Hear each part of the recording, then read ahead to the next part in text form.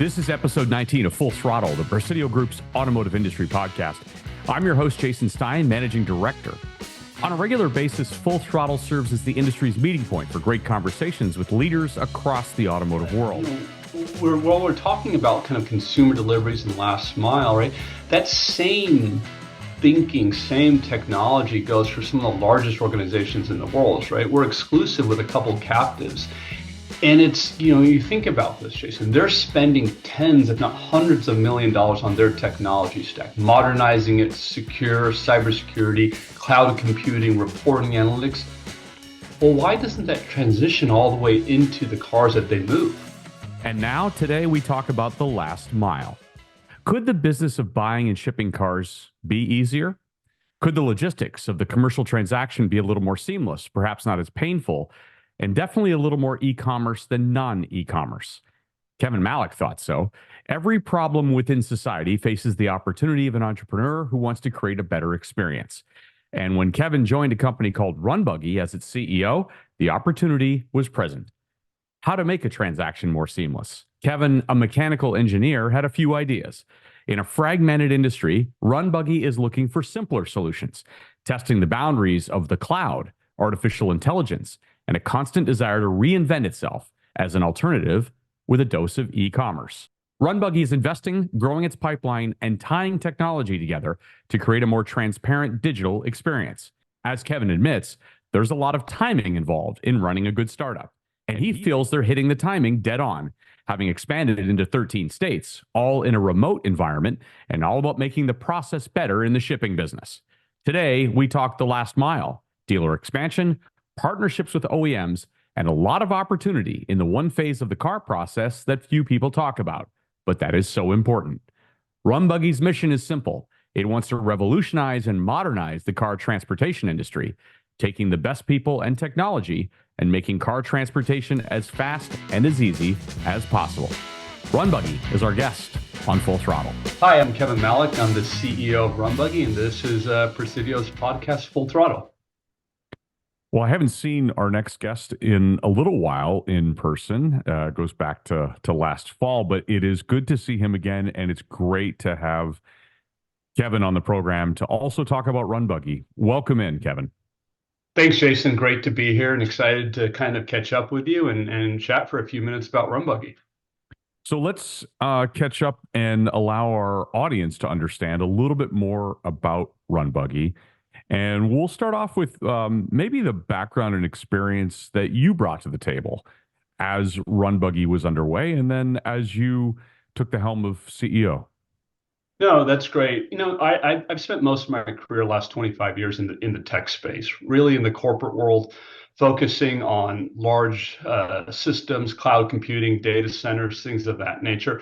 Always been a really big, car guy, but not from the automotive industry per se. And one of the things I always was interested in doing is helping to make it easier to buy, ship cars. And I came across, this opportunity with the RunBuggy and was able to leverage my background in venture capital, technology, scale, really understanding how to build a team and tackle the opportunity from an engineering perspective. Let's talk a little bit about that background, though. You mentioned VC as well as technology. Where were you prior to RunBuggy?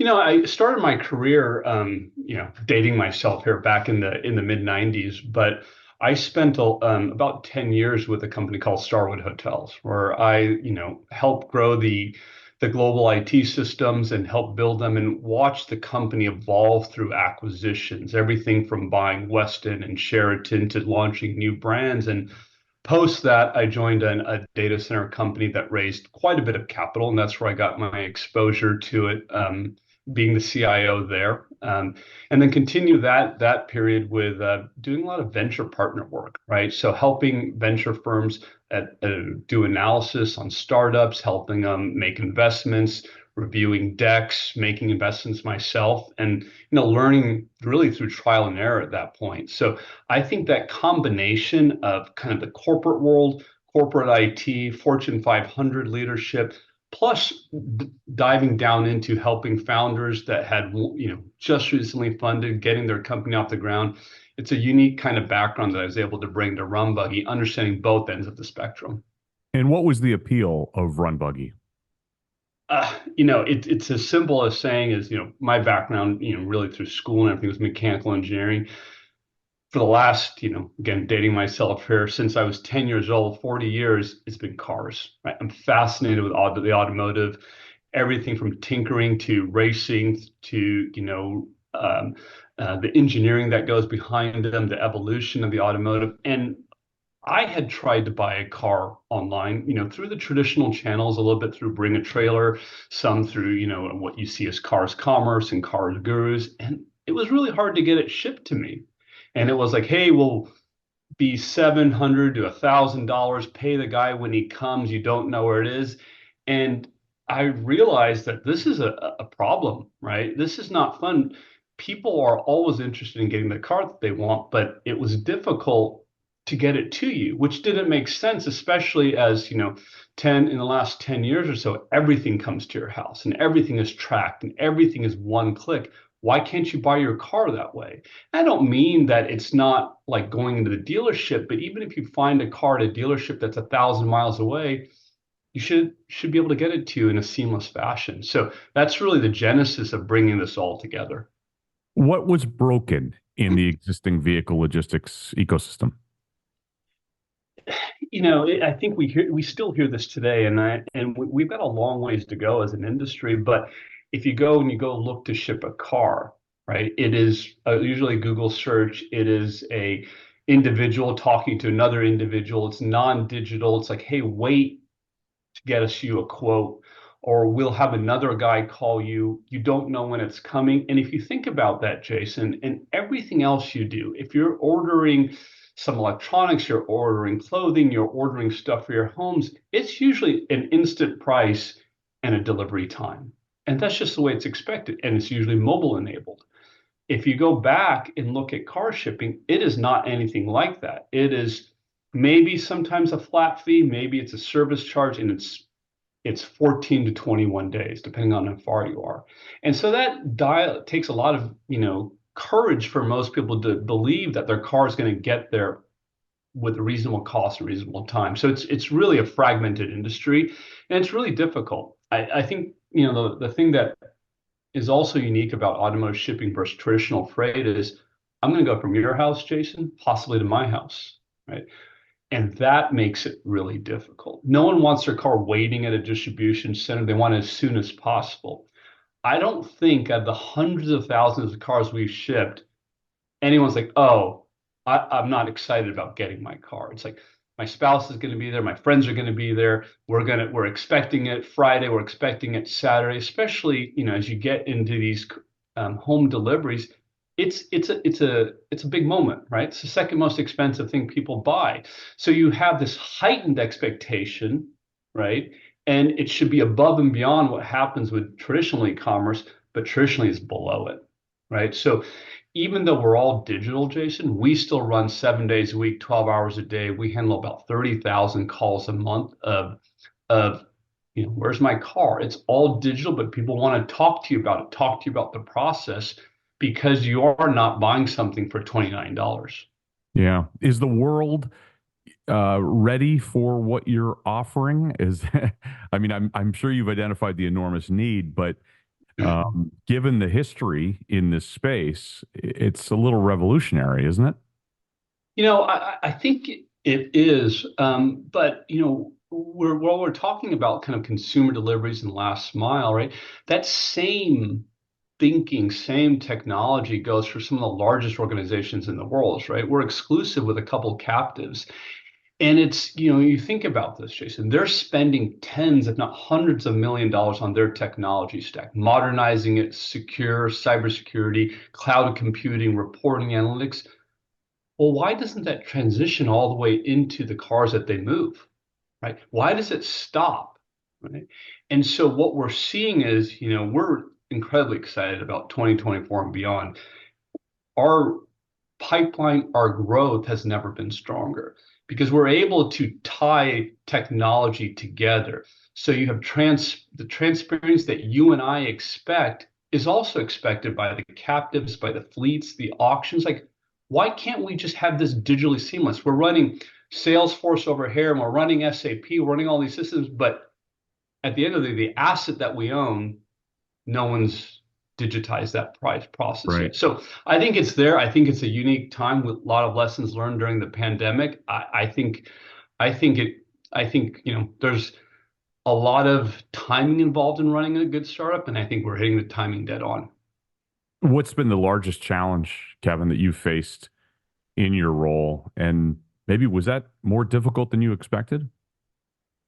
Start backwards. It's been way more difficult than we expected. Yeah. I think the largest challenge, Jason, has been getting in front of people, right? We're not just another, hey, we're just going to do it for $5 cheaper, or we're going to promise you a half day better delivery time. I think it's really getting the time and the attention for people to say, hey, spend some time with us. Take a look at the technology. Take a look at what we're doing with AI. Take a look at the UI, UX and spend time.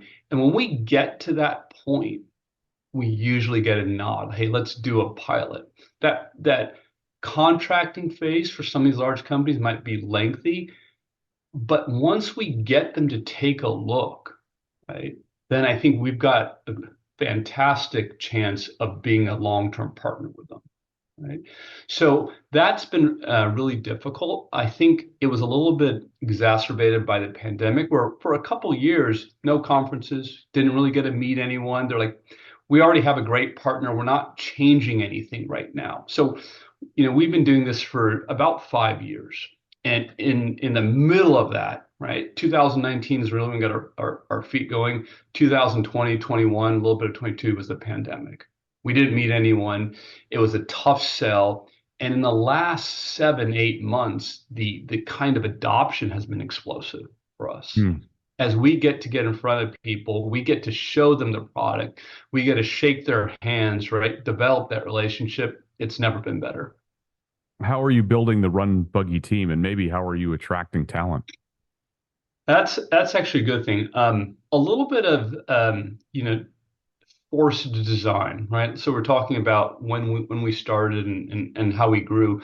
So we're present in 13 states in terms of employees. We've got a predominant number of people in Arizona and Southern California, but as we grew during the pandemic, we are 100% remote.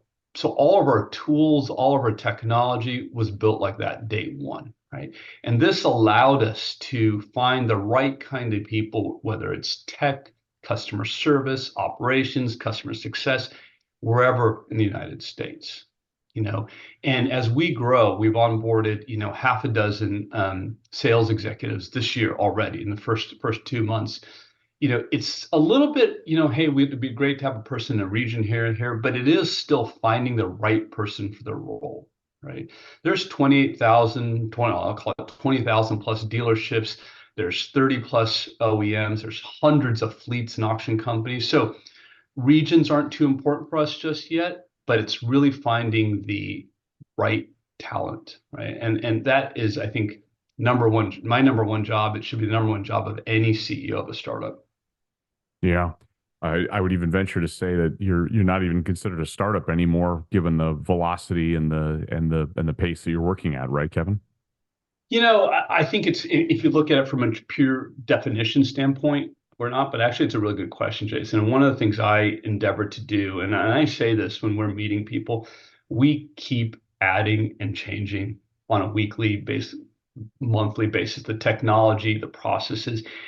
I find if you rest and you just kind of say, hey, we're doing the same thing, and you change your UI a little bit, UX a little bit, it doesn't, you tend to lose that edge, right? We release code. We have a fantastic head of data science and fantastic CTO. Release code, we don't even say every 2 weeks, we release it when it's ready. Hmm. We will put things into production for a customer within a week or 2 weeks. And if you join us, and one of the things we talk about when you're joining RunBuggy, if you don't like that constant change, might not be the right fit.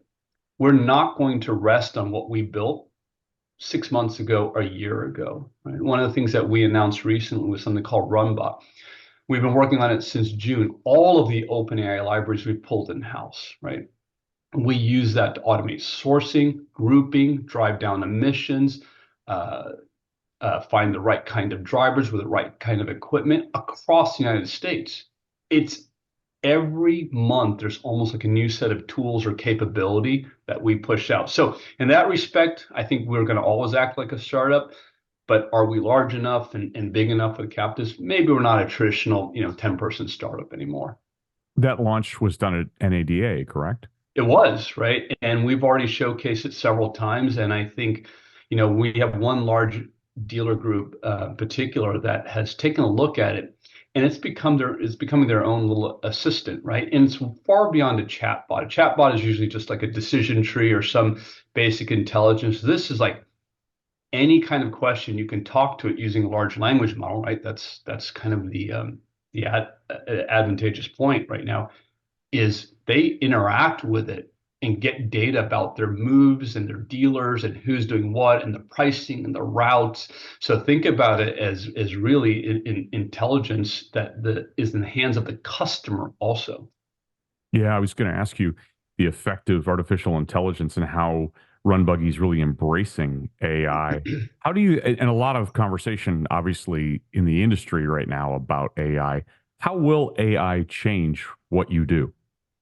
So I think one of the first things that we have to think about this is AI.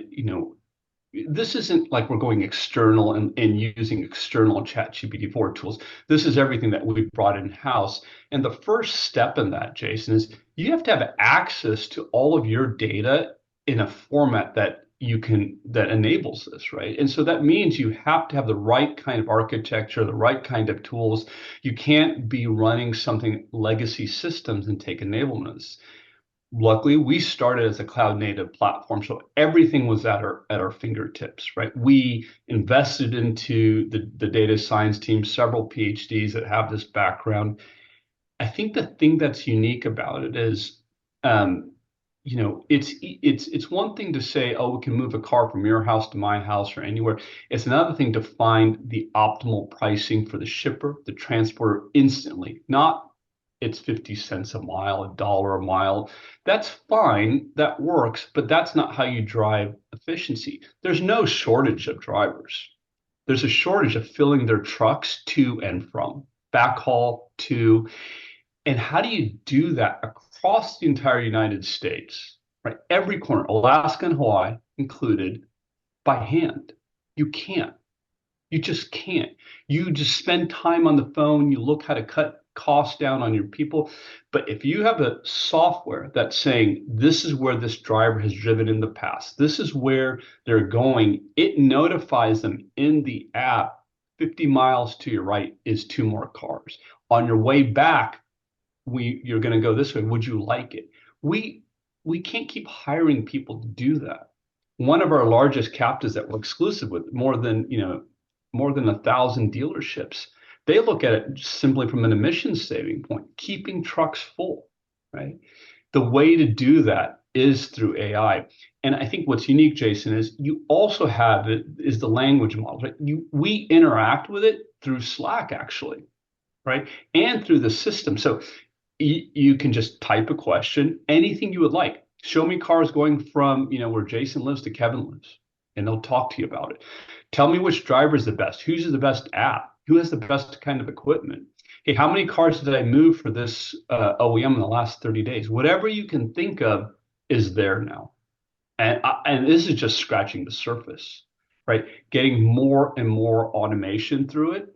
And I think the key to remember here, it's also we're enabling our teams.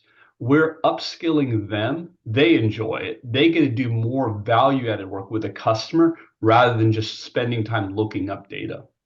So I think this is phenomenal. I think this is a huge opportunity for the industry. I think you'll see a lot of adoption in the next couple of years. So, where does RunBuggy go from here? What's next in terms of product development? And I guess related to that, how will it affect the dealer space? Yeah, I think so. One of the things that we always focusing on product development is ease of use, right? I think, you know, what we're seeing is through, EV sales through a little bit more bespoke production, right? People are ordering cars more like they want them to be, buying what they are. So we're going to continue to refine our capabilities. We're going to continue to drive shipping cost, be more economical, more real time. I think you're going to see there, but most of our investment is going to be in around automation, right? Is getting the hands of the right driver, the right place, anywhere in the United States, anytime. It's a tall order. It's tough, right? Because unlike if you think about traditional, marketplaces or Uber or Lyft or things of that nature, you're really city constrained for the most part. We have cars that, we're shipping to Alaska. We have cars that are going from the southern tip of Florida all the way to Seattle. How do you do that effectively? So for us, it's really automation. It's keeping trucks full. It's driving efficiency is really where we're going to spend, our time. And the other thing I think is this market, and one of the things that we agree upon with the competitors and people that have been in the space on this market's bigger than anyone thinks, right? We think it's about a $27 billion TAM. It's growing. There are more bespoke moves, more or less truck pulls. There's more models. There's more OEMs. There's more home shipping. There's more pickup. It is growing in every single facet, right?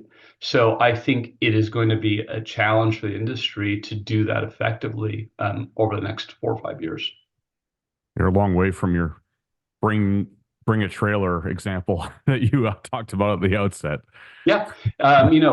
Bring a trailer, even them, Jason, they continue to grow every year, right? Randy, the CEO over there, is phenomenal. If you think about where they are, well over probably $1 billion in sales this year. I mean, people don't think that, right? And they're growing. Their challenge is going to be, how do you list everything in a way that people can see it effectively? Yeah, no kidding. Kevin, what a pleasure. Thank you for explaining the RunBuggy story to us here today, and we'll be watching with great interest. Thanks again to my guest, Kevin Malik, CEO of RunBuggy. And thanks for listening to Full Throttle. Come back to us later in the month for our next interview on this platform. You can email me with suggestions, jstein@thepresidiogroup.com, or go to the website, thepresidiogroup.com. Follow us on LinkedIn. Thanks again for listening to the program. We'll see you next time.